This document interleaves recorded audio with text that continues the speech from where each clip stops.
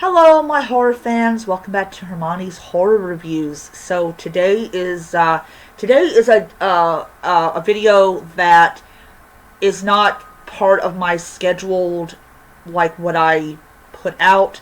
So this week you're going to get four. Well, actually you got one yesterday, but you're going to get three more videos. One of them has already been done. It's already been put on there, so I'm going to have to kind of change the number and all that. But anyways, so the books I'm going to show you are books either I've already purchased or I will tell you the title of the books that I am going to be purchasing tomorrow. I'm redoing this video because I had to add something to my cart and it was taking forever to get down to it. So yeah. So it's actually going to go in my bedroom. I'm actually going to be moving something that's off screen, and all that. So what I'm planning on to do is just like have the two wooden shelvings. They're just going to have my regular stuff. But what I'm actually going to be doing is I will be removing those items. Like anything horror is going to be removed from my main shelves and put into this one. So yes, I will have hopefully a pretty decent horror collection. My goal is to get all the horror books that Amazon is selling. It's going to take me a long while, but I got a feeling that I will succeed in it.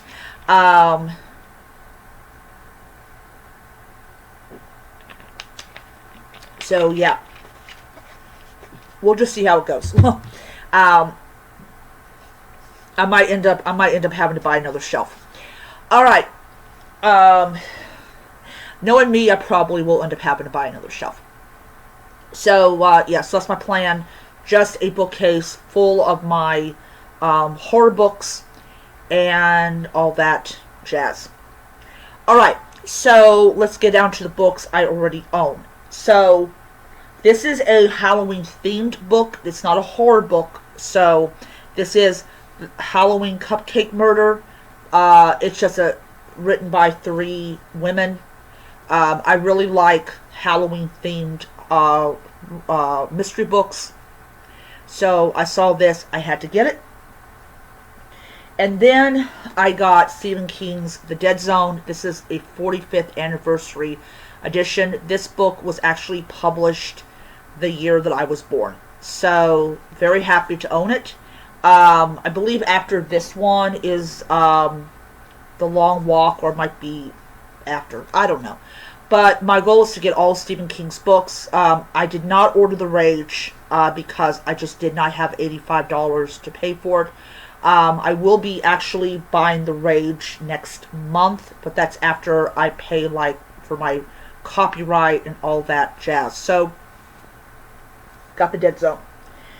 Alright, so as far as Kindle's concerned, I got the fourth book he published, and that's The Shining, which everyone knows was turned into a movie.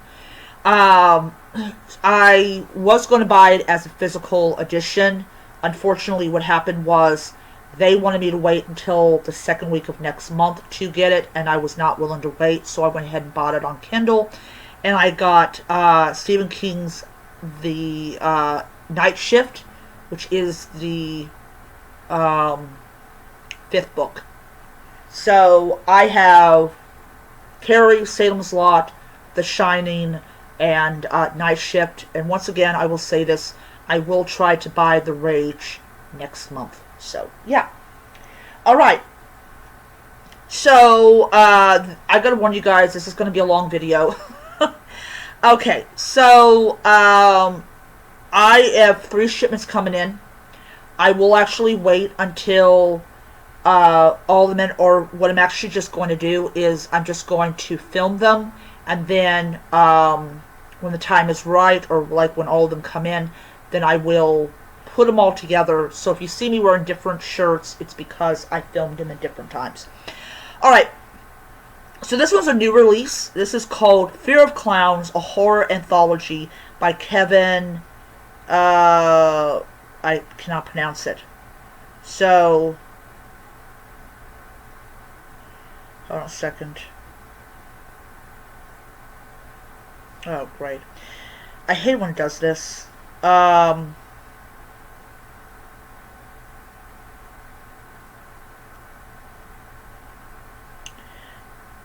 So, alright. So, let me just go all the way down to the bottom. Alright. There we go. I can now access it. Alright. So, let me just, that way. Okay. Alright. So, this is the book.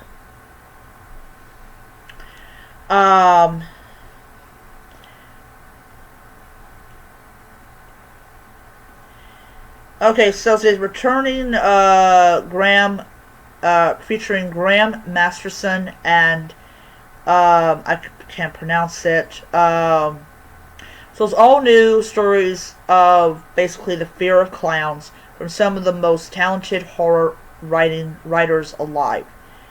A lot of these I don't know who they are, but you can follow them. Alright, so... Alright. They also have another one about the fear of clowns. Alright, so that's all that it says. It says all news stories of fear of clowns from some of the most talented horror writers alive. And I will say this because I cannot pronounce what is known as what's fear of clowns. Alright, the next one is Small Town Monsters by Diana Rodriguez Waltic. And this is the cover for it. Let's see what it says on here.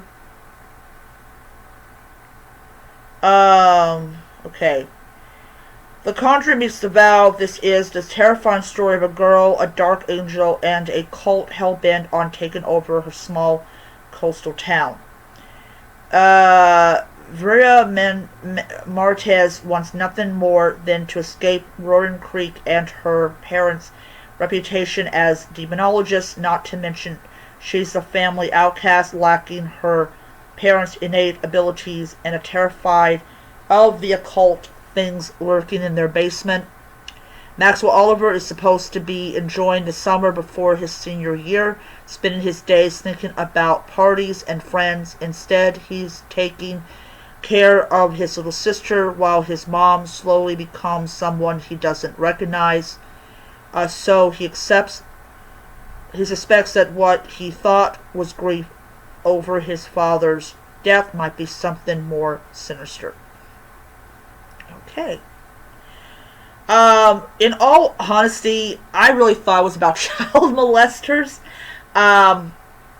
Okay. Then we have Frightmares by Eva V. Gibson. And this is the cover for it.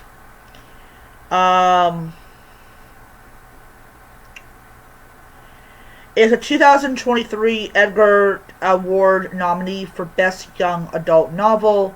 In Florida, in a Florida tourist trap, a summer acting job turns into a real-life horror show when a cast member turns up dead and then disappears. This nail-biting story is perfect for fans of Fear Street and the Scream franchise. Alright. And then it says Home Before Dark by Riley Sager. I've never read anything from Riley Sager before, so this should be interesting.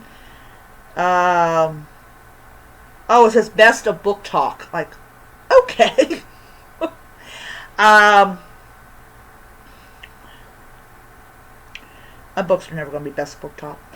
It says here,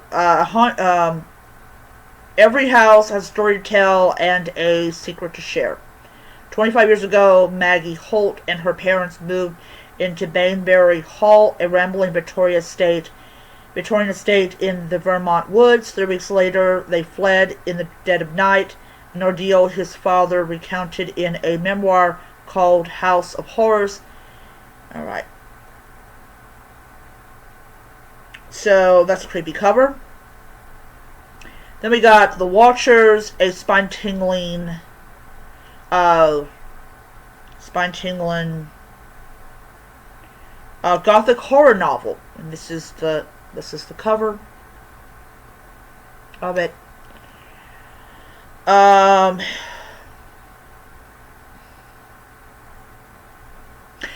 and there's another book.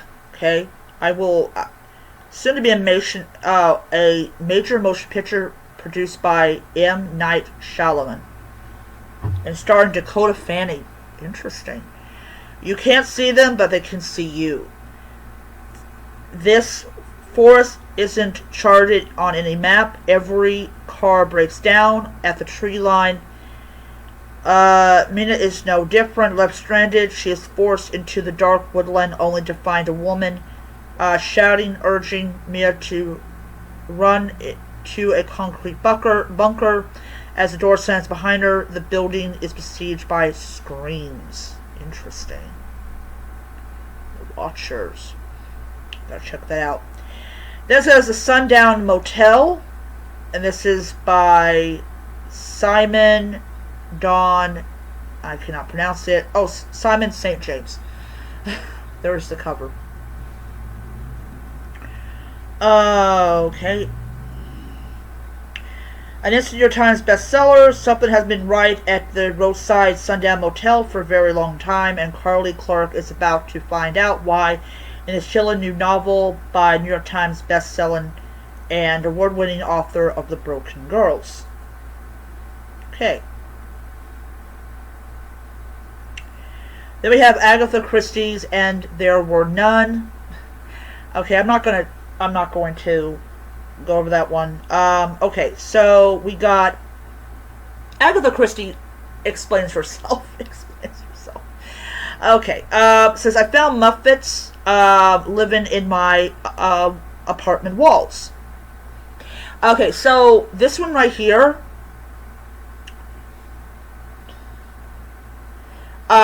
is a book that I had tried to check out from the library as a Kindle edition and was not able to. This is written by Ben Farthing. I actually have all of his books on my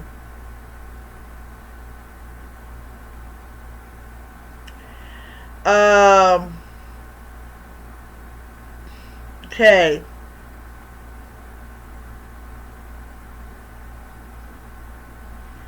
Alright.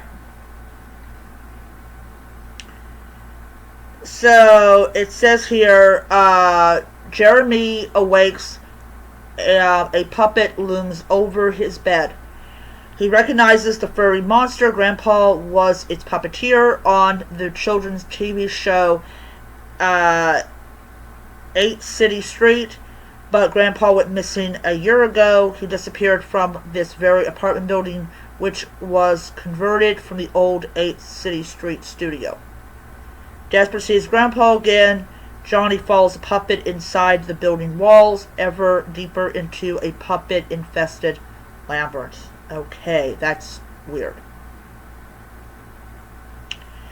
Then the other one is, I found a lost hallway in a dying mall. This is interesting about these titles. They're not actually like titles, they're more like statements.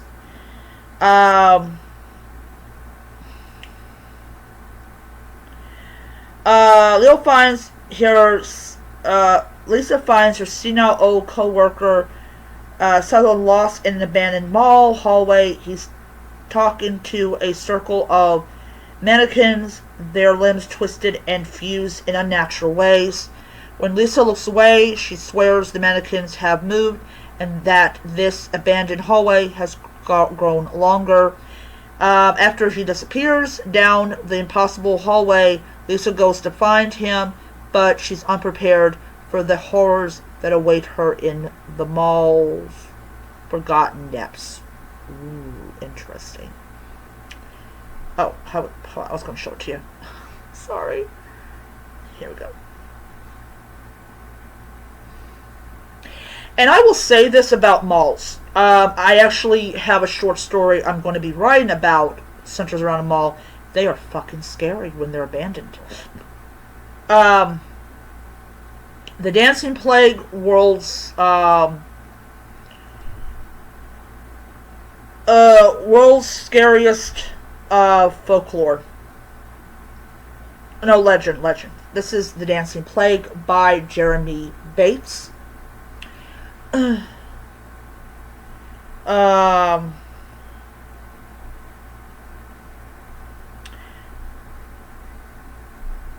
the 16th century, hundreds of residents of Strasbourg, which is now France, danced uncontrollably for days on end before many dropping dead from their exertions. Yeah. If I like this book, I will actually get the other ones. The Last House on Needless Street by, I can't pronounce it. I've been hearing some great things about it. This cover is just absolutely gorgeous.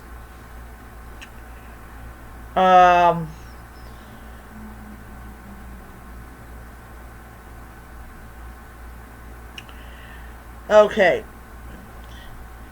So, we're not gonna go into that one. Then we have How to Sell a Haunted House.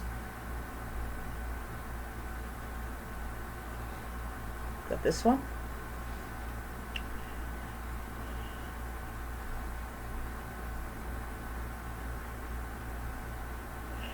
Then we got Horror Hotel by Victoria Fulton. That one.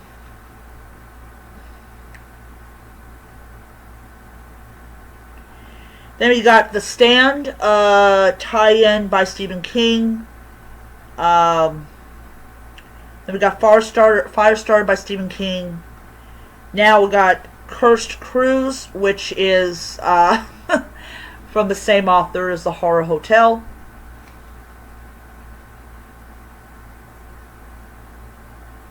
And that is it.